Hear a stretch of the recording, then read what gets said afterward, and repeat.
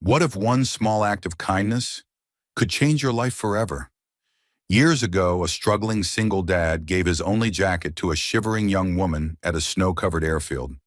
He never asked for her name, never expected to see her again. But life and kindness have a way of circling back when you least expect it. Today's story is one of quiet heroes, second chances, and the kind of love that grows not from grand gestures, but from quiet, unwavering presence. If stories like this speak to your heart, consider subscribing to our channel. We share human stories that heal, inspire, and remind us what truly matters. Now settle in. You won't want to miss what happens when a man who once gave everything is finally given something back. This is Wings of a Promise. A struggling single dad lent his jacket to a shivering girl. Years later, she returned in a jet. The snow came early that year. It was only mid-November, but the winds howling across the Montana plains carried with them a cruel bite, sharp and unforgiving, the kind of cold that settled into your bones and didn't let go until spring. Ethan Cole shoved his gloved hands deeper into the pockets of his weather-worn jacket as he crossed the tarmac, boots crunching on the frozen ground. He had just finished repairing a faulty fuel line on an old Cessna 172, the kind of job that paid just enough to keep the lights on in his little house off Ridgeway Road. His toolbox clanked at his side as he approached the hangar, the golden glow from its single lamp casting long shadows across the otherwise darkened airstrip. "Dad!" a small voice called from inside. Ethan turned, smiling despite the cold. His 10-year-old son, Noah, popped his head out of the hangar door, bundled in an oversized coat and knit beanie. "You said just 1 hour," Noah reminded him, holding up a flashlight like a tiny lighthouse keeper. "It's been almost 2. Ethan sighed, brushing snow from his shoulders. "I know, bud. Sorry. The fuel line was worse than I thought. You hungry?" "Starving." "Well then," he said, tousling Noah's hair, "let's get you some dinner." But before they could retreat to their beat-up Ford parked nearby, Ethan noticed something. A silhouette, barely visible through the swirling snow, standing motionless near the edge of the airfield. His first instinct was concern. People didn't wander onto a rural airstrip in the middle of a snowstorm unless something was wrong. "Wait here," he told Noah, setting the toolbox down. As he drew closer, the figure came into focus. A girl, maybe early 20s, wrapped in a cocktail dress entirely unsuited for the weather. Her arms were crossed tightly over her chest, her legs bare and trembling, high heels half sunken into the icy gravel. Her hair was wind-whipped, her face pale. "Hey!" Ethan called out, slowing his approach so as not to startle her. "Are you okay?" The girl blinked at him, startled. I didn't mean to trespass. I was just trying to—" Her teeth chattered. She didn't finish the sentence. "Let's get you inside," Ethan said, unzipping his jacket without hesitation and draping it over her narrow shoulders. "You'll freeze to death out here." "I'm fine," she said quickly, though her lips were blue. "Really, I'll go." He looked at her, then at the dark stretch of road behind her. No car, no luggage, just footprints in the snow. "Where's your ride?" he asked gently. She hesitated. "I missed it." Ethan didn't press further. He recognized the look in her eyes, that mix of fear, pride, and shame. He'd seen it in the mirror once, the night he'd signed the divorce papers and realized he had no plan, no savings, and a 3-year-old to raise. "Come on," he said. "There's a heater in the hangar. You can warm up while I make a few calls." The girl paused, then nodded. "Okay." Noah looked up as they entered, surprised. "Who's that?" "This is a traveler," Ethan said, glancing at the girl. She looked around nervously but said nothing. "I'm Noah," his son said brightly. "Do you like grilled cheese?" A small smile tugged at the corners of the girl's mouth. "I do." "Then you're lucky," Ethan said, moving toward the tiny kitchenette. "I make a mean grilled cheese." As the snow piled up outside, the 3 of them huddled inside the warmth of the hangar. Ethan made sandwiches. Noah brought out a thermos of cocoa. The girl, who still hadn't given her name, sat wrapped in Ethan's jacket, hands cupped around a steaming mug. Her eyes followed father and son quietly, as if she wasn't quite sure if any of this was real. "You don't have to tell me anything," Ethan finally said, his voice low and kind. "But if you need help, there's no judgment here." The girl looked at him, startled again. Not by his words, but by the tone. Gentle, respectful. Like she wasn't a problem to be solved, but a person who mattered. "I didn't know where else to go," she whispered. "And when I saw the hangar light, I thought, maybe it was open." "It was," Ethan said simply, "and I'm glad you came." They stayed until the storm quieted. When Ethan stepped out to check the skies, she slipped out quietly, leaving behind nothing but a faint trace of perfume and his jacket, carefully folded on the chair. She never gave her name. She never said goodbye. And Ethan never expected to see her again. But sometimes the smallest acts of kindness are seeds, planted in the dead of winter, quietly growing in places you'll never think to look. The snow melted, seasons turned, and the girl from the storm became a memory that visited Ethan less and less. It wasn't that he forgot her. Far from it. He still had the jacket after all. Folded neatly in the back of his closet, the lining faintly scented like wind in winter. He kept it not for sentiment, he told himself, but because it was too worn to give away, too thin for true warmth. Truthfully, he kept it because that night reminded him of something he feared he was slowly losing: his capacity to make a difference. Years passed and life settled into a rhythm that was equal parts comforting and exhausting. Every morning, Ethan woke at 5:30 a.m., made coffee in a cracked ceramic pot, packed a modest lunch for Noah, and warmed up the truck that groaned like an old man in the cold. He dropped Noah off at the small-town elementary school, where the teachers still knew every kid by name, then head to the dusty hangar near the edge of the airfield. There, among dented toolboxes and aging engines, he repaired life's leftovers: crop dusters, hobbyist planes, and occasionally an old helicopter that hadn't flown since Reagan was in office. Business wasn't great, but it was steady. Ethan never overcharged, never took shortcuts, and never turned away someone who couldn't quite afford a full repair. Most people in town respected that, even if it didn't make him rich. In the evenings, he and Noah would sit on the worn leather couch, watching old adventure movies or working on science fair projects that always involved flight in some form. Paper wings, bottle rockets, solar-powered gliders. Noah was obsessed with flying, and Ethan both encouraged it and feared it. He knew the allure, knew what it felt like to be above the clouds, untethered from the world, but he also knew how fast you could fall. Once, Ethan had flown helicopters for the National Guard. Medevac missions mostly, the kind where you didn't get to choose how bad the day would be. That life had ended after Noah's mother left. She hadn't wanted a husband who was always gone, or a child she never planned for. One day, she just stopped returning texts, and by the time Ethan tracked her down, she'd filed custody relinquishment papers. It had been just the two of them ever since. He didn't talk much about the military anymore, not because it brought pain, but because it felt like a life that belonged to someone else, someone stronger, someone freer. These days, his world was smaller, grounded by grease stains, grocery bills, and goodnight stories. Still, there were moments that shimmered, like when Noah would randomly grab his hand in the middle of the grocery store, or when the boy tried to mimic his serious mechanic face and failed miserably.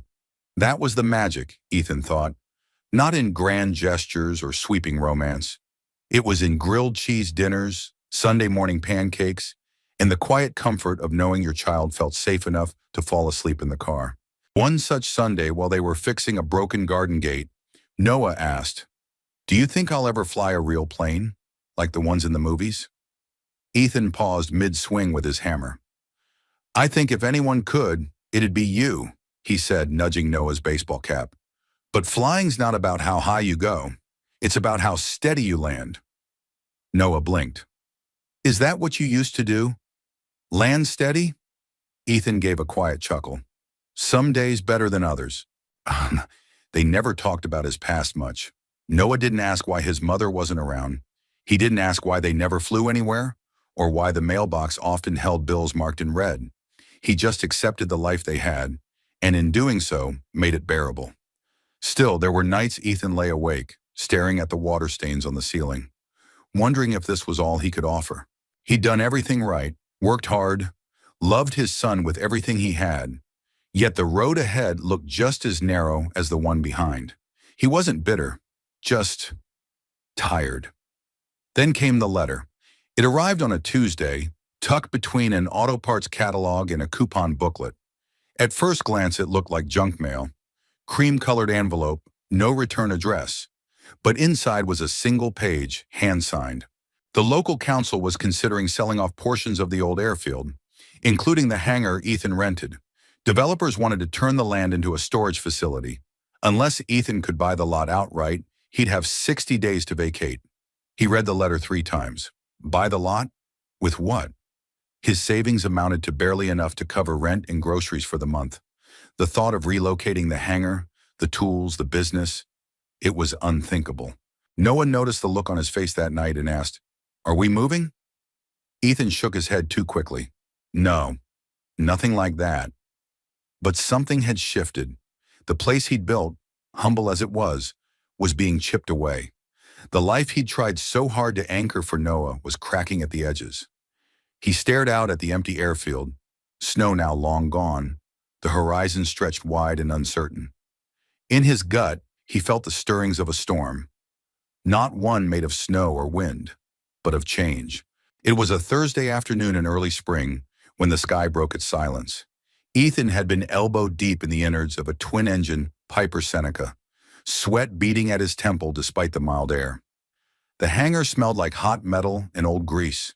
He barely noticed the distant hum at first, until it grew louder, sharper, like something slicing through the clouds with purpose. He stood upright slowly, squinting into the sunlight. A jet, not just any jet. It was sleek, long-nosed, silver and white with a deep navy stripe that shimmered like water. The roar of its descent filled the air, vibrating against the corrugated metal walls of the hangar. The runway, dusty and cracked in places, hadn't seen a plane of that caliber in years. Ethan wiped his hands on a rag, stunned. Corporate jets didn't land here. The only traffic this place got these days were hobby pilots, crop dusters, and the occasional emergency landing during weather diversions. No one with a plane like that chose to stop in rural Montana without a damn good reason. The jet touched down with surgical precision, kicking up a loose cloud of gravel and dust. The hangar's old phone rang just as Ethan stepped outside, but he didn't bother answering it. Instead, he jogged toward the edge of the airstrip as the aircraft taxied slowly to a halt. By the time he reached it, the cabin door had already lowered. Out stepped a man first, tall, broad-shouldered, and dressed in a suit so pressed it practically announced his paycheck. He glanced around the empty landscape with practiced detachment, then stepped aside, and then she appeared. Ethan's breath caught in his throat. She descended the stairs with a grace that didn't quite belong to the dust-blown airstrip. Dark hair tucked into a simple bun, slim trousers and a cream blouse under a tailored blazer. Sunglasses, large enough to veil half her face, did little to hide the sharpness of her jawline or the poise in her step. He couldn't place her, but something pulled at him, a tickle at the back of his mind, a ghost brushing the edge of memory. "Can I help you, ma'am?" he asked, falling into his usual tone, polite, firm, helpful, but reserved. The woman turned toward him, removing her sunglasses slowly. Their eyes met, and in that instant, the ground beneath his feet felt just slightly unfamiliar. Her eyes were darker now, steadier, but he'd seen them before. Not here, not like this. In the dead of winter, years ago, wrapped in wind and fear and shadows. "I'm looking for Ethan Cole," she said. Her voice was low, deliberate. It carried the weight of someone used to being heard. "That'd be me." She smiled then, just slightly. "I was told you're the best mechanic this side of the Mississippi." He blinked. "I'm the only mechanic this side of the Mississippi." She chuckled, a light melodic sound that didn't quite fit the tension in the air. "Even better." He stood motionless for a beat, then nodded toward the hangar. "If your plane needs work, I'll have to run diagnostics. Looks like she came in clean, though." "She's fine," the suited man interjected. "We just needed to make a quick landing. Nothing urgent." The woman held up a hand to him. "Thank you, Jason. I'll speak with Mr. Cole privately." Jason hesitated, then gave a short nod and stepped back onto the jet. As the engines cooled, the silence around them felt loud. Ethan folded his arms, trying to read the woman's face. "Mind telling me why you're really here?" She glanced toward the horizon, where the mountains framed the sky like a painting, and then looked back at him. You once gave a stranger your jacket on a night she might not have survived, she said softly. Ethan stared at her.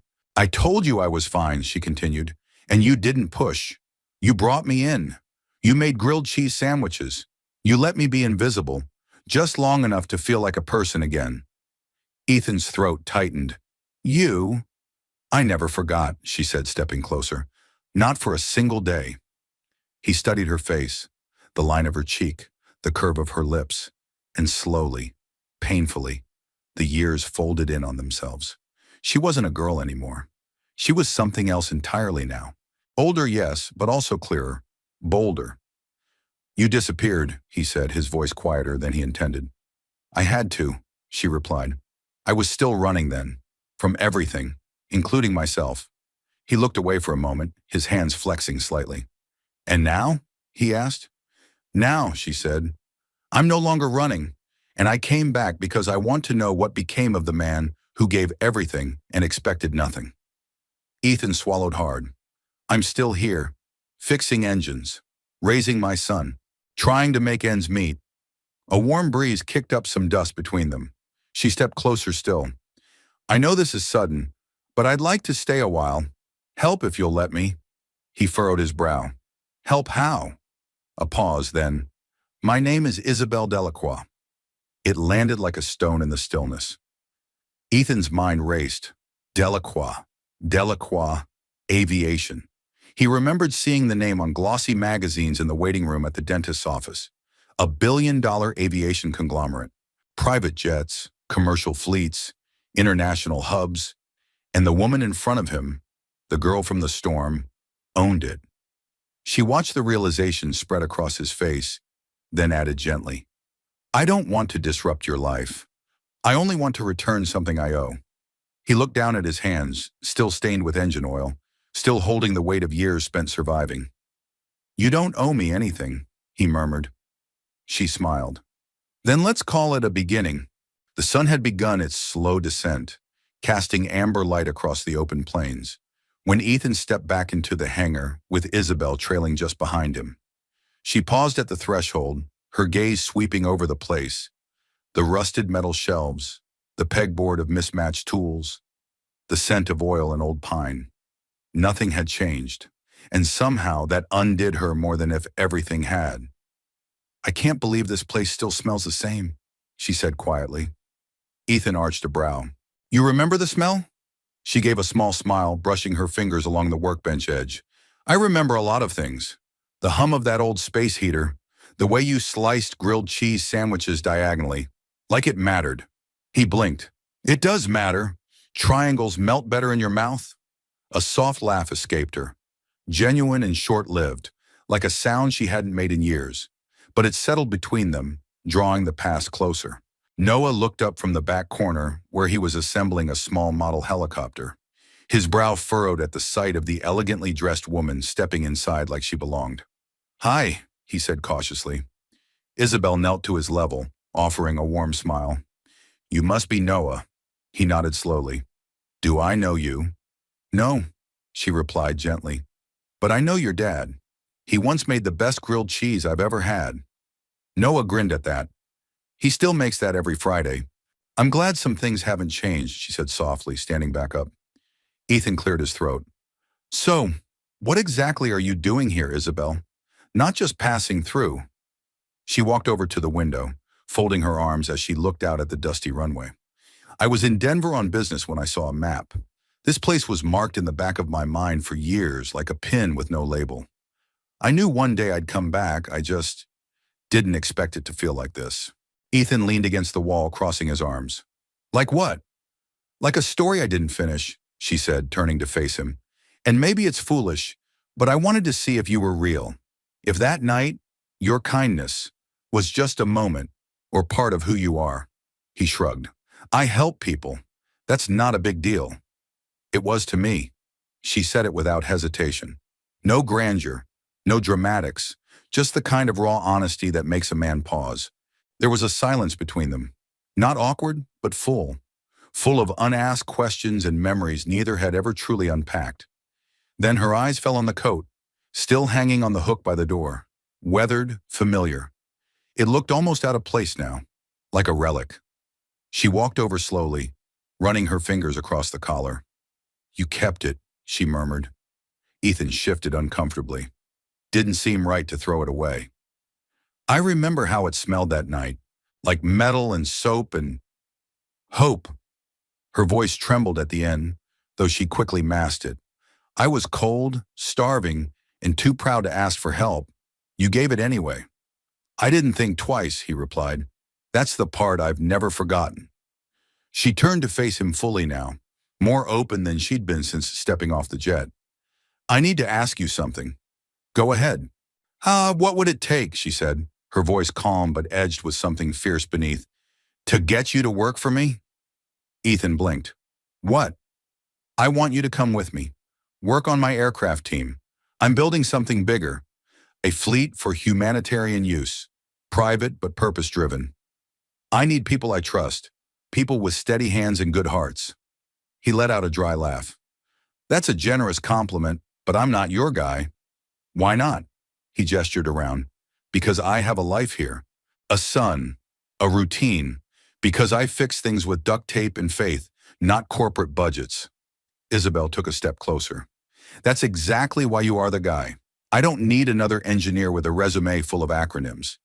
I need someone who won't look at a girl in a snowstorm and walk away." He looked at her, really looked, and saw not just the billionaire woman or the memory of a girl in heels shivering in moonlight, but someone who had earned every inch of the distance between then and now. Still, he shook his head. "I'm not built for your world, Isabel." She didn't argue, not with words. Instead, she looked around once more, her expression softening. Then without a word, she walked back to the coat, took it off the hook, folded it neatly, and set it on the workbench. "I'll be in town a few days," she said. "Think about it." As she turned to leave, Noah called out, "Do you still like grilled cheese?" Isabel paused at the door, smiled back over her shoulder. "Always." And then she was gone, the door creaking closed behind her. Ethan stood in the silence that followed, hands at his sides, jaw clenched with something he couldn't name. His eyes fell again on the folded jacket, and for the first time in years, it didn't look like a memory. It looked like a question. The next day dawned with gray skies and the threat of rain. Ethan stood beneath the hangar's wide awning, watching storm clouds creep low over the hills. The air was thick, electric, the kind of weather that made you restless without knowing why. He had barely slept. Isabel's return had unsettled something in him, not just the memory of that long-ago night, but a deeper ache. The kind that whispered, "What if your life could still change? What if you're allowed more than just surviving?" He didn't like the whisper. He didn't trust it. "Dad?" Noah's voice pulled him back. Ethan turned. The boy stood behind him in his school hoodie, backpack slung lazily over one shoulder, a half-eaten granola bar in his hand. "You okay?" Noah asked, squinting up at the clouds. "Yeah," Ethan replied. "Just watching the weather." "She coming back today?" the boy asked, not looking at him. "Who?" Noah grinned. "The lady with the jet." Ethan chuckled despite himself. "Probably. She said she'd be in town a few days." Noah looked thoughtful for a moment, then asked, "Did you like her? From before, I mean." Ethan paused. "I didn't know her. But you remember her?"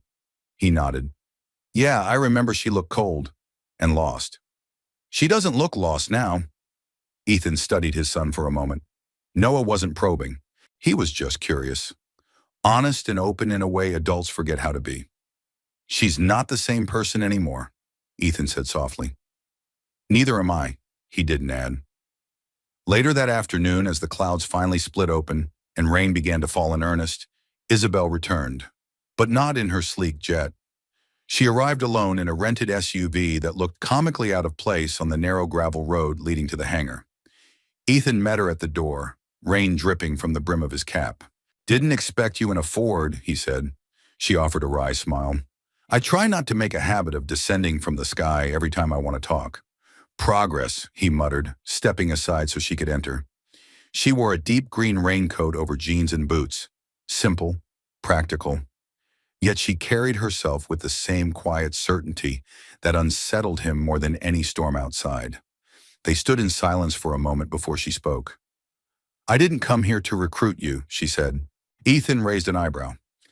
Well, not just to recruit you, she amended. I came because I owe you more than a job offer. He said nothing. I was 22, she began, fresh out of a halfway house, still terrified of mirrors. I'd spent my teenage years bouncing between foster homes and shelters, always one misstep away from disappearing completely. Ethan felt his chest tighten. That night, she continued, I'd just run from a party I wasn't invited to, one of those charity galas where rich people pretend to care. I'd snuck in, hoping to find someone, anyone, who remembered me, but no one did. Her voice grew quieter. I didn't have a coat. I hadn't eaten in 2 days. And I remember thinking that if I collapsed on that airfield, no one would find me until spring. Ethan swallowed hard, hands tightening around the rag he didn't realize he'd been holding.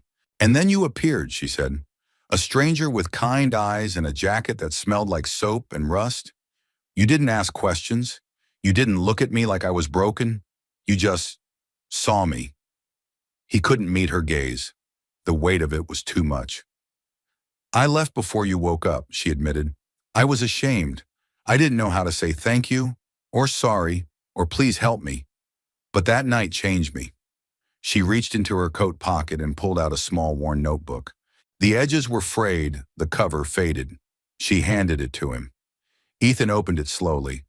Inside were pages of handwritten notes, journal entries, scattered thoughts, memories scrawled in neat but hurried script. Near the middle, one passage stood out, circled in red ink. The man in the hangar gave me warmth without asking my name. I will build a life that one day honors that gift. He looked up at her. I carried that promise for years, she said. It got me through school, through internships, through every boardroom full of people who said I didn't belong. I built Delacroix Aviation not because I wanted power, but because I wanted to fly above the version of myself that was too small, too scared. The rain beat harder on the tin roof like applause from the sky. I don't expect you to say yes to anything, she added, but I needed you to know the truth, that your kindness wasn't wasted, that it changed someone, forever. Ethan closed the notebook slowly. His throat felt thick. His voice, when it came, was low. I didn't do anything special. You did something rare, she said. They stood there suspended in the echo of old wounds and new possibilities. After a while, Ethan gestured toward the back of the hangar. I've got some cocoa left, he said gruffly. Isabel smiled. Triangles, right? He chuckled. Always. As he prepared cocoa and grilled cheese, habits that never really left, he caught her watching him.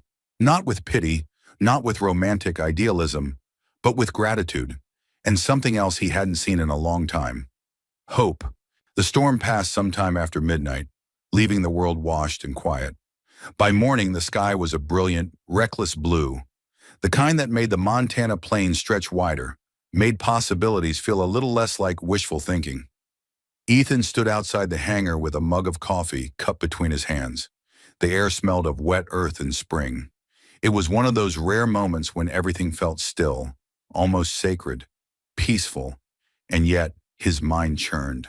He couldn't stop replaying Isabel's words from the night before.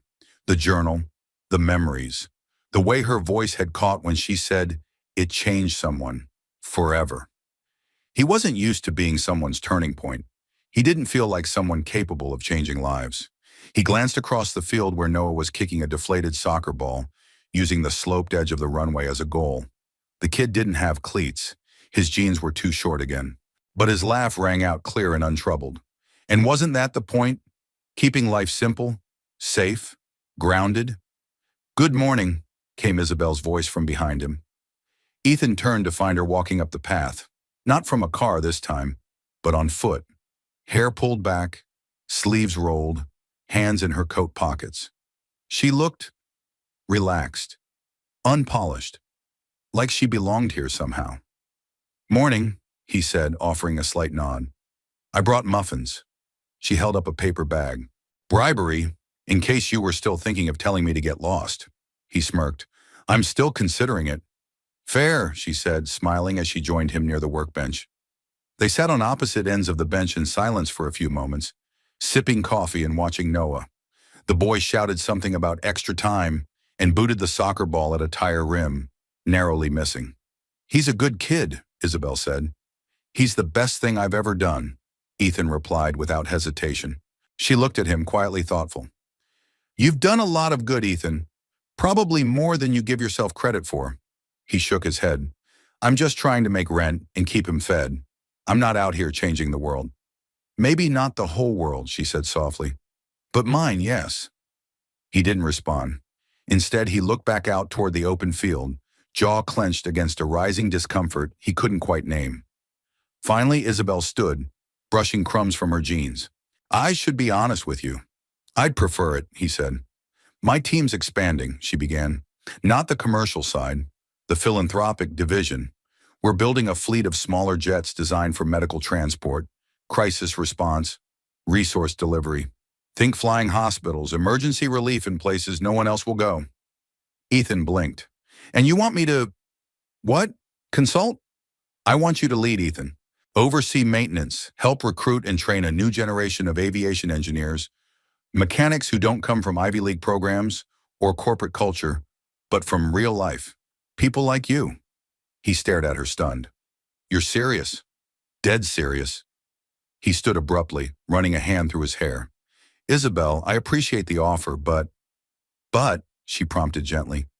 He looked at her, a mix of disbelief and frustration in his eyes.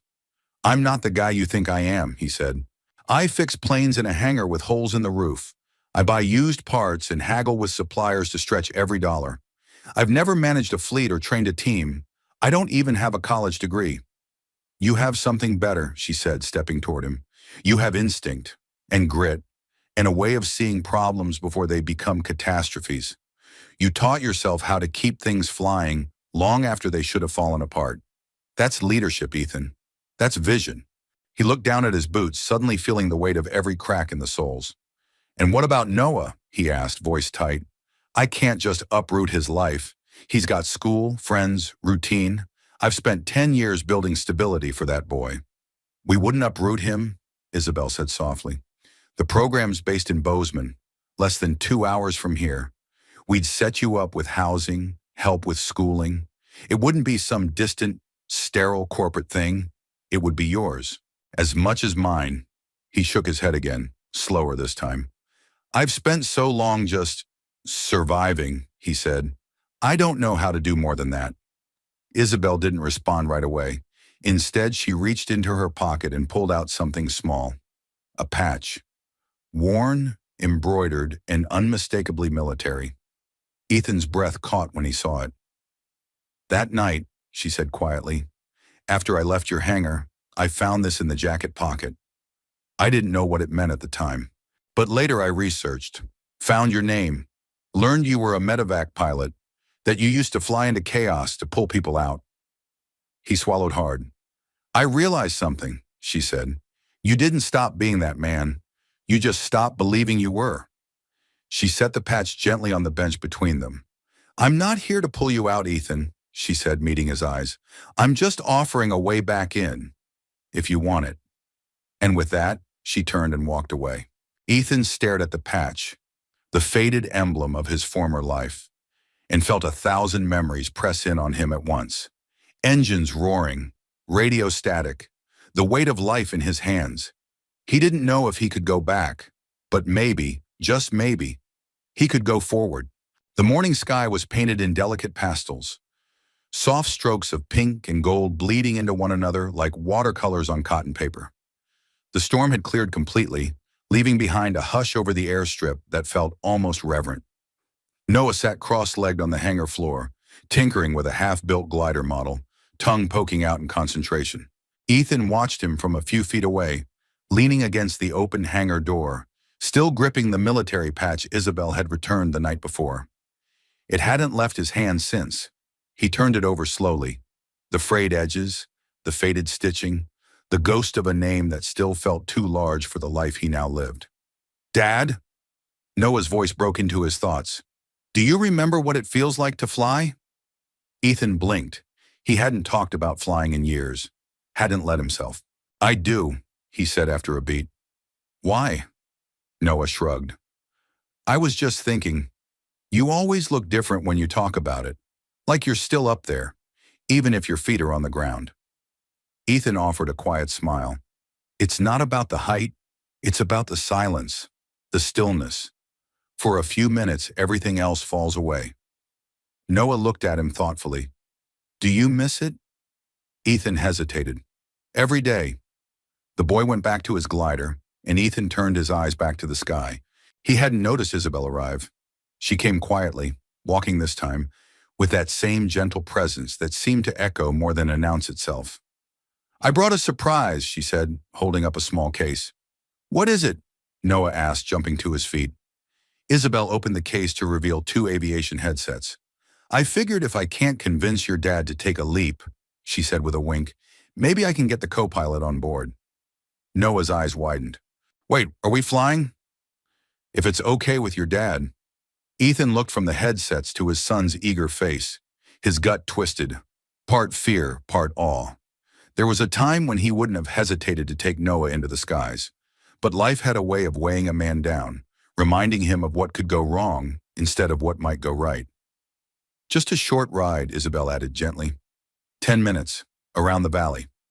Noah turned to him, eyes shining. Please? Ethan paused, then nodded. The boy whooped, grabbing one of the headsets like it was a golden ticket. Isabel gave Ethan a reassuring glance. No pressure, just invitation, and walked with Noah toward the small two-seater plane she had prepped earlier that morning. Ethan followed, silently checking the tires, the wing flaps, the fuel levels, old habits kicking in. The aircraft was in pristine condition, sleek and compact. He ran his hand across the fuselage, nodding in quiet approval. You still trust your instincts, Isabel said, strapping herself in. That's a good sign. Noah climbed in beside her, practically vibrating with excitement. Ethan helped buckle him in, then crouched beside the cockpit. You okay? He asked. Are you kidding? Noah grinned. This is awesome. Ethan ruffled his hair, heart thudding. All right, keep your hands off the controls unless she says otherwise. Yes, sir. He stood back, hands on his hips, and watched as the propeller spun to life. The engine purred, smooth and confident. Isabel taxied the plane toward the edge of the runway, gave Ethan a small wave through the windshield, and then they were off. Ethan stood frozen as the plane rolled, gained speed, and lifted off with the grace of a bird taking flight. It rose steadily, circling wide above the valley. For a moment, it looked like a toy against the vast Montana sky, a quiet silhouette gliding through golden blue. He didn't realize he was holding his breath until the plane turned and arced low over the hangar, dipping its wings slightly as if to say, You see this? You made this possible. 10 minutes later, they touched down smooth as silk. Noah stumbled out first, cheeks flushed with adrenaline and joy. Dad, that was insane. She let me hold the yoke for a second. I mean, not really steer, but she showed me everything. Ethan laughed, some of the tension in his chest finally breaking. You okay? Isabel asked him, stepping out. He nodded. You made his year. She smiled. Good, because you made mine a long time ago. He looked at her then, really looked, and something inside him softened. They walked back toward the hangar together, Noah trailing behind, narrating every second of the flight to himself like a play-by-play announcer. You know, Isabel said gently, he believes you can do anything. Ethan sighed. He doesn't know the weight of failure yet, but he knows the power of presence, she replied, and that's more than most kids ever get. They reached the workbench where the glider model lay waiting. Isabel ran her fingers along the wooden frame. Do you remember what it felt like the first time you flew? She asked. Ethan's eyes went distant. Yeah, I was 17. My instructor said I gripped the stick so tight I nearly snapped it in half. What changed? I let go. She nodded slowly. Maybe it's time to do that again. He didn't answer. Not yet. But he didn't walk away either. Later that evening, as he tucked Noah into bed, the boy looked up at him sleepily. Dad? Yeah? Do you think flying is kind of like being close to God? Ethan blinked. Why do you ask? Because up there, everything feels possible. Ethan brushed a hand over Noah's hair and kissed his forehead. Yeah, kid, he whispered. It does. The news spread the way small-town gossip always did. Quiet at first, like smoke curling under a door, until suddenly it was everywhere. Someone had seen the jet. Then someone else saw Isabel driving the rental SUV up and down the gravel roads near the Cole property. And by the time she made the mistake of walking into Dottie's diner for a black coffee and a slice of pie, every pair of eyes turned like sunflowers following light. Ethan had warned her, gently, that small towns had long memories and short patience. But even he hadn't expected the sheer volume of speculation. The whispers weren't cruel, at first. They were curious, nervous, and always punctuated with a shrug that said, "Who are we to judge?" But then came the murmurs. "She's a billionaire. What's she doing hanging around a single dad? Thinks she's buying the hangar? Maybe she's here for charity, or maybe he's just lucky." Some of it made its way to Ethan in indirect ways. At the hardware store, in line at the gas station, through half smiles and lingering glances that asked questions they never had the courage to say aloud. But the worst was when Noah heard it. They were leaving the grocery store, arms full of paper bags, when the boy looked up and said, "Someone at school said you're going to marry a rich lady and leave." Ethan stopped short. The air around them was still, heavy with unspoken worry. "What?" Noah kicked a pebble down the sidewalk. "They said you were just fixing her plane so you could move into a mansion and forget about us." Ethan set the bags down and knelt beside him, eyes soft. "Hey, first of all, there's no mansion. Second, there's no leaving. You and me, we're a team.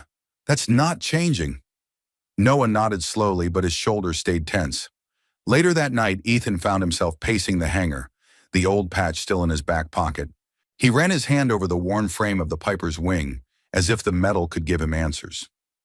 Isabel arrived just before dusk. She didn't park this time. She walked, coat drawn tight against the wind, her steps slower than usual. Ethan turned as she entered, sensing the shift in her. "You heard," he said. She gave a small nod. "It's not the first time people have talked behind my back. It probably won't be the last." He studied her, frowning. "But it bothers you." She hesitated. "Not for me. For you. For Noah. I don't want to cause problems in a life that already works." He laughed, not cruelly but tiredly. "It barely works, Isabel." "But it's yours," she said. "You built it, and I don't want to be the reason it cracks." Ethan leaned back against the workbench, arms crossed. "So what? You gonna vanish again?" She looked up, wounded. "That's not fair." "Is it?" Silence stretched between them. "I'm not ashamed of what we shared," she said finally. "That night changed me, and so has this week. But if I stay too long, they'll turn your story into mine. You'll become the guy she helped instead of the man who helped me." Ethan exhaled slowly. The wind outside had picked up, rustling the loose tin on the roof. "I didn't ask for attention," he said. "I know. And I didn't ask you to come back." She flinched at that, but said nothing. He sighed, pinching the bridge of his nose. "I'm sorry, that came out wrong." "I get it," she said. "You're proud." "Damn right I am," he muttered. "I've scraped and clawed to give Noah something steady. I've said no to better jobs, easier paths, because I wanted him to grow up knowing who he was, not who people thought he should be." "I respect that," she said gently. Ethan looked at her, jaw clenched. "But you walk in with a jet and promises and ideas I can't even picture. And now the town thinks I'm being bought." Her voice was quiet but firm. "Are you?" His eyes locked on hers. "No," he said. "Then let them talk," she replied. A long pause. Then Isabel stepped closer, placing her hand gently on his arm. "You're not the one who changed," she said. "They did, because they're afraid of the idea that something good could happen to someone like you. That kindness might actually matter. That maybe a small life doesn't mean a lesser one." Ethan looked down at her hand, then at the shadowed floor between them. "I've spent so long keeping my head down," he murmured. "I'm not sure I know how to look up anymore." "Then let me remind you how," she said. It was the most direct thing she'd ever said to him. Not an offer, not a plea, a promise. And Ethan, for all his doubts and defenses, felt something shift. Not collapse, not explode, but shift. Later, as the sun dipped behind the hills and the sky turned to dusk, they sat outside the hangar with mugs of cocoa, watching Noah chase fireflies with a mason jar. The town might be whispering. But for the first time in years, Ethan wasn't listening to it. He was listening to something else. The quiet sound of possibilities just beginning to stir. The jacket hadn't moved in years. It hung on the old hook by the door like a guardian of memory, a tattered monument to a night Ethan barely spoke of, but never quite forgot. He'd meant to toss it once or twice.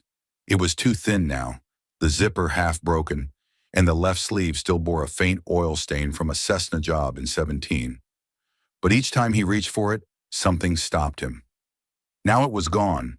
At first he thought it had simply fallen, but when he checked the floor, the bench, the back of the truck, nothing. Not until he stepped into the hangar the next morning did he find it again.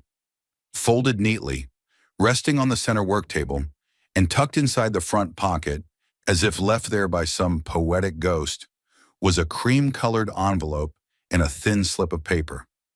Ethan picked it up slowly, as if the fabric itself had weight, not physical, but emotional. He unfolded the note first, just a single sentence written in Isabel's graceful, slanted hand. "This jacket saved me. Let me return the favor."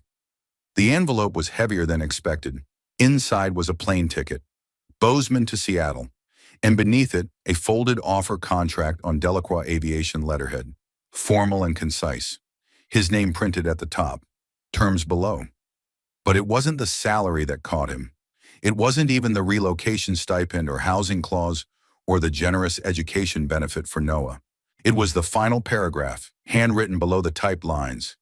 "You once gave without knowing who I was or what I could become. You helped me fly before I ever left the ground. I want to do the same for you. Not as a debt repaid, but as a life shared. No strings, just hope. I'll be waiting." Ethan read it twice, then again. His fingers traced the edge of the paper, heart thudding so loud it felt like thunder beneath his ribs. He sat down hard on the edge of the bench, the jacket still in his lap. It smelled faintly of her now. Something clean, citrusy, bright. He didn't know how long he sat there before Noah wandered in, hair tousled, backpack slung over one shoulder. "Dad?" Ethan blinked. "Yeah, bud." Noah glanced at the jacket. "That hers?" He nodded. "She's leaving?" "She already left," Ethan said, voice low. "Back to Bozeman." Noah frowned. "Why?" Ethan hesitated. "Because she didn't want to make our lives harder." Noah looked down at his sneakers, scuffing the floor with one toe. "She didn't." Ethan's eyes lifted. "I liked when she was here," Noah added. "You smiled more, and you fixed the old heater without grumbling." A corner of Ethan's mouth tugged up, but the smile didn't last. Noah walked over and picked up the plane ticket, reading it carefully. "Is this for you to visit her?" Ethan nodded. "Could be. Are you going to?" He didn't answer right away. Instead, he looked around the hangar, the warped floorboards, the rusting cabinets, the hand-drawn measurements on the wall where he'd tracked Noah's growth each year. It was a home built from necessity, not luxury, a fortress of habit, of safety, but not, he realized, of dreams. "I don't know," he said finally. Noah tilted his head. "What are you scared of?" Ethan looked at him. The boy's question was simple, unguarded, and achingly honest. "I'm scared that I'll lose the life we've built." Noah shrugged. "Then take it with you." And just like that, Ethan felt something crack open. Not break, just shift, like a door unlocking somewhere deep inside. That evening, he sat alone in the living room after Noah had gone to bed. The sky outside was dark, but not threatening. Just calm, still. A late spring silence filled the space between the ticking clock and the soft hum of the fridge. Ethan turned the envelope over in his hands again. He thought about the nights Isabel had spent here, sitting beside him on the workbench, brushing crumbs from her jeans, sipping cocoa, and remembering who she'd once been. He thought about how she looked at him, not like someone who needed saving, but someone who had saved and hadn't even realized it. He stood, walked slowly to the old cedar chest near the front door, and lifted the lid. Inside were remnants of another life.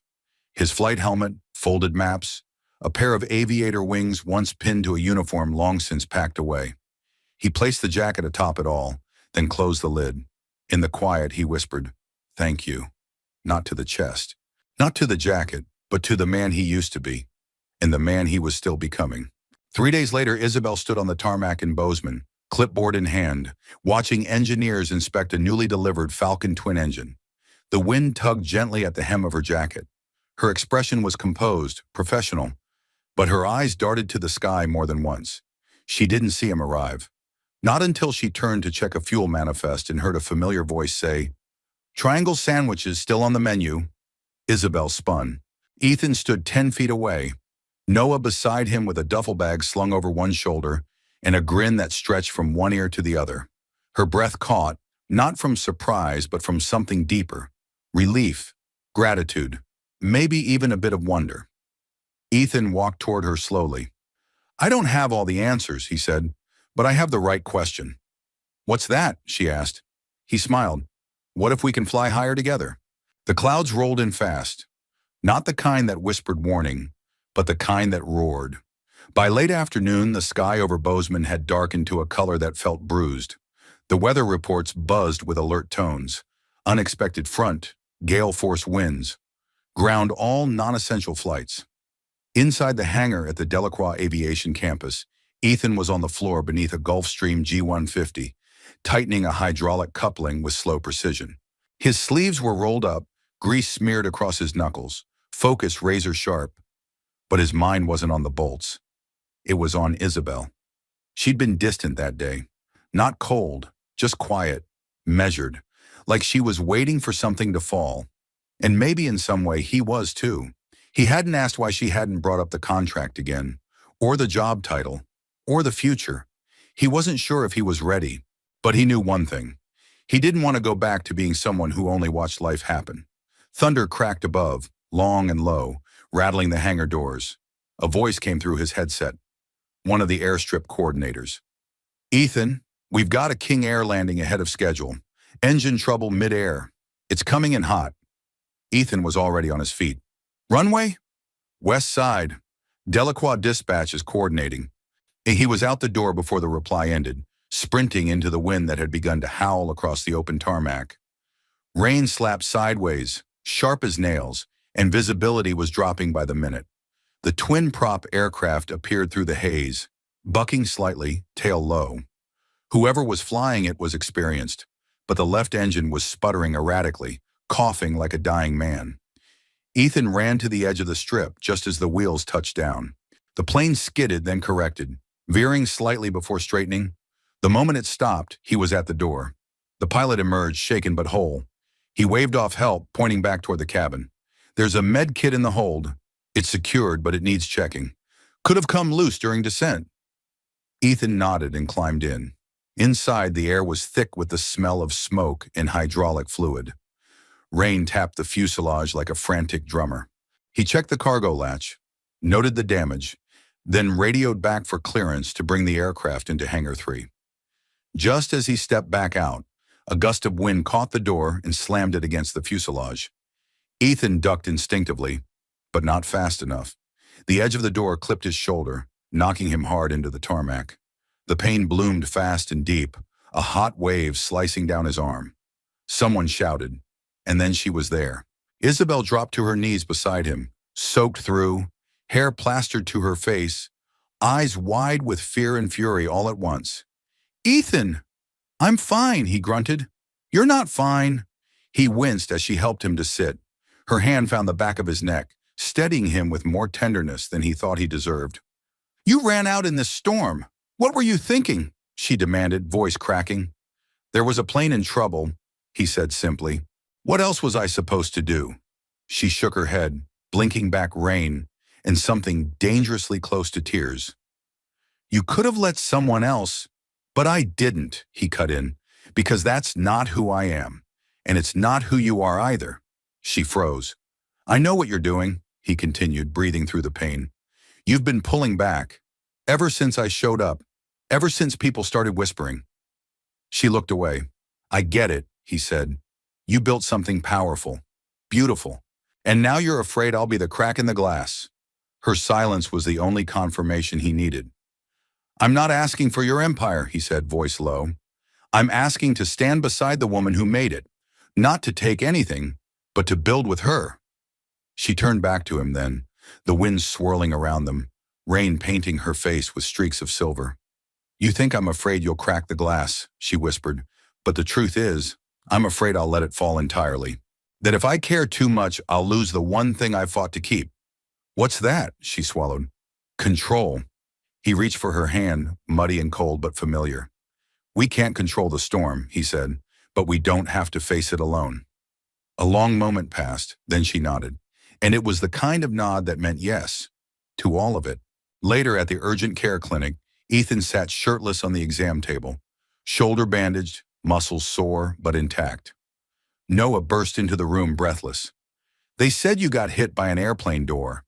"Just clipped," Ethan said. "Nothing exciting." "Are you kidding?" Noah grinned. "You got taken out by a King Air. That's like awesome." Isabel followed, dabbing a towel over her soaked blazer. Ethan looked at her, and for the first time, he didn't see the CEO, or the billionaire, or the girl from the snow.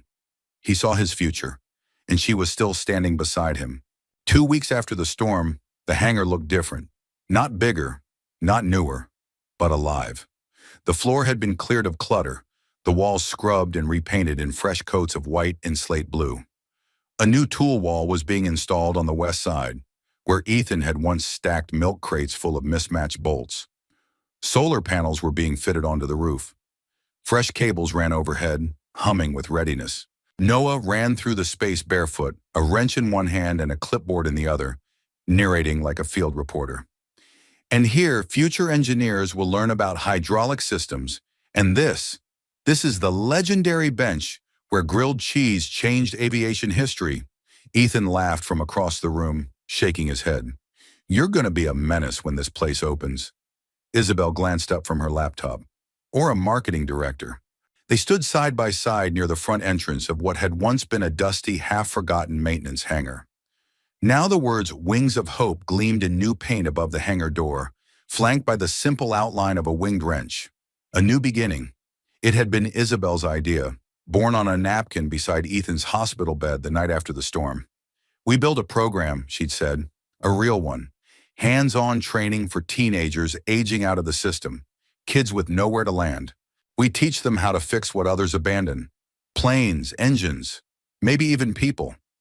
Ethan had stared at her for a long moment. Then he'd said the most dangerous, most exhilarating word he knew. Yes. And now it was happening. They'd secured the permits.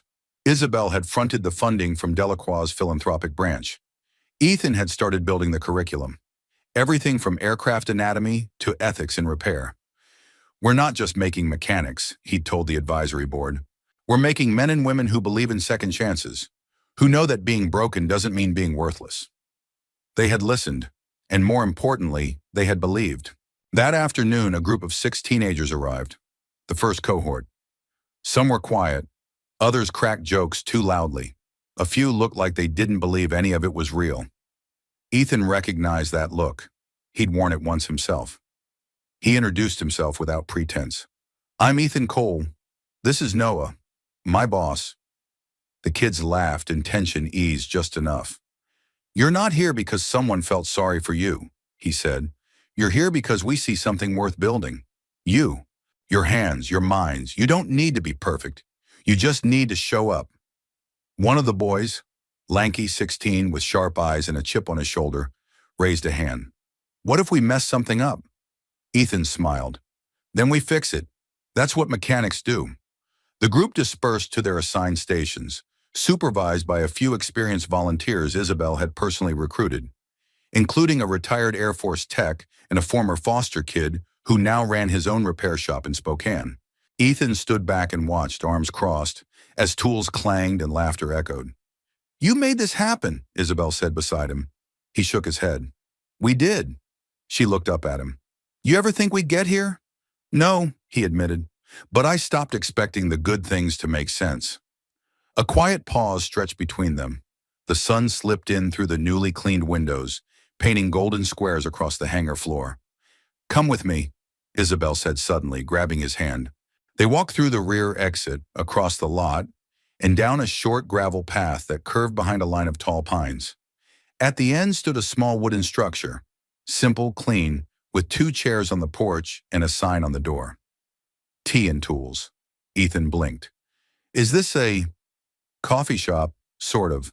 Tea, cocoa, muffins. Quiet space. The kids can come here after class, read, talk, breathe. You opened a hangar in a cafe? She smiled. You opened a hangar.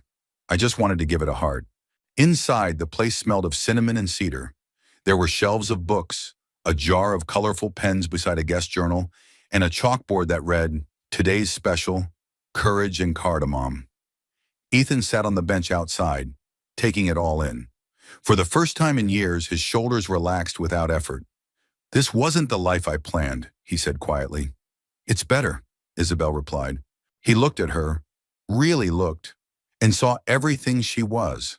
The girl in the snow, the woman in the jet, the partner who believed not in fairy tales, but in workable miracles. She reached into her coat pocket and pulled something out. It was the patch again, his old National Guard emblem, now cleaned and sealed in a protective sleeve. I had it framed, she said, for the office wall. Ethan took it in his hand, swallowed hard. Thought you said no altars to the past. Not an altar, she replied, a reminder that people can come home to themselves. He leaned back, the patch resting against his chest. Inside the cafe, Noah was teaching one of the new students how to use the espresso machine, incorrectly by the look of the foam explosion now coating the counter. Ethan laughed. Isabel laughed. And for a moment, laughter was enough. That night, as they locked up, Isabel turned to him beneath the wide Montana stars. You still think this town is too small for what you have to give? Ethan pulled her close, their hands entwined. No, he said, because we made it bigger. The ceremony was simple. No red carpet, no grand stage, no choreographed speeches or choreographed applause. Just a breeze that smelled of pine and jet fuel, a handful of mismatched chairs arranged outside the hangar, and a scattering of people who had quietly become something close to family. Noah stood at the makeshift podium, really just a workbench flipped on its side, and tapped the microphone like he'd seen grown-ups do in movies. Testing, he said, then cleared his throat. Hi, my name's Noah Cole, and today I get to say thank you. The wind picked up, tossing his hair, but he stood steady. My dad once told me that flying isn't just about going up. It's about landing right, about knowing how to come home. He looked over at Ethan, eyes shining. But I think sometimes it's about having someone fly with you, someone who sees the sky the way you do. Ethan felt his throat tighten. The crowd, small-town locals, aviation execs, 6 smiling students in matching Wings of Hope jackets, clapped warmly. Isabel stood just behind Noah, a hand on his shoulder, her expression proud and tender. The official ribbon was cut, a strip of red canvas held between 2 old propellers, and the new training center was declared open. Music played from someone's phone hooked to a borrowed speaker. Cocoa and cookies were passed around. Laughter mingled with engine noise, but Ethan barely noticed. His eyes were on the sky.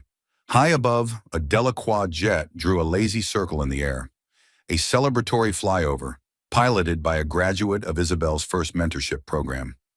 Ethan smiled, not just because it was beautiful, but because he knew what it meant. A future was in motion, and it had taken flight from a hangar once filled with nothing more than dust, oil stains, and a man doing his best to stay afloat. Later, after the chairs had been stacked and the last cookie stolen by Noah, Ethan and Isabel found themselves alone at the edge of the runway. The sky had shifted into its evening hues, warm gold slipping into indigo, like someone drawing a soft blanket over the world. They sat on the tailgate of Ethan's old truck, legs swinging, shoulders touching. For a while, neither spoke, just listened, to wind through the trees, to the echo of laughter still lingering in the gravel, to the kind of silence that says, "You're safe now." Finally, Ethan broke it. You ever think about that night? Isabel didn't look at him, but he felt her nod. All the time. I didn't even know your name, he said. You didn't need to, she replied. You saw me anyway. He turned to her, face serious. That night, I wasn't trying to save anyone. I was just doing what felt right. And that's why it mattered, she said softly. Real kindness never looks in the mirror. He looked back toward the hangar, now aglow with soft light from within, laughter trailing from the tea and tools porch. You built something incredible, he said. We built it, she corrected. He smiled. I still feel like that guy in the garage, patching things with duct tape. You are. But now you're teaching others to patch things too. And maybe not everything with duct tape. He chuckled, then fell quiet again. I thought I had to choose, he said after a moment, between being a good father and chasing a future, between holding on and letting go. And I was wrong, he whispered. Turns out, the right person helps you hold while you climb. Isabel reached into her coat and pulled out something small, a silver key on a leather string. What's this? It's to the hangar office, and she said, the final copy. I want you to co-sign the program. Ethan blinked. You're giving me half. I'm giving you yours, she said. This place was born from your story as much as mine. I just followed the trail your kindness lit. He turned the key over in his palm, eyes damp. Then softly, you know, there was a time I thought all I'd ever be was a guy trying to keep the lights on. Isabel leaned her head on his shoulder. Now you're lighting a runway for others. They sat like that as the sky darkened fully, stars blinking into view one by one. And then quietly she asked the question that had lingered between them since the beginning. Ethan, what if we stop being grateful for the past and start writing the future? He turned toward her gently, wholly, and reached for her hand. Only if we write it together. She smiled. Always. The next morning, just as the sun cracked over the eastern ridge, a small group gathered again. Fewer people this time, just the closest ones. Noah stood in the middle, dressed in a crisp button-down and sneakers that didn't quite match. Ethan took Isabel's hand as they stood on the grassy edge of the hangar, and a local pastor cleared his throat with a warm smile. It wasn't a lavish wedding. There were no tuxedos, no orchestra, no paparazzi. But there was light. There was laughter. There was truth. And when Isabel Delacroix said I do to the mechanic who once gave her his only jacket in a snowstorm, the wind picked up softly, lifting her veil like a whisper of the past being let go. The promise they'd made wasn't spoken in gold or ink. It had been written long ago, in frost and fire, in silence and kindness. A promise to keep showing up, to keep repairing what the world said was broken, to fly together, no matter what came. Above them, a lone jet traced a perfect arc in the sky, and beneath it, a family stood in the golden morning, smiling, steady, and finally home. We'd love to hear from you. Where are you watching from? It's always heartwarming to see how far these stories travel and how kindness connects us across the globe. If this story touched your heart, consider subscribing to our channel for more real human stories that inspire hope, healing, and love. Thank you so much for spending your time with us. Your support means the world, and we hope this story reminded you, as it did us, that even the smallest act of kindness can carry someone home. Until next time, take care and keep believing in the good.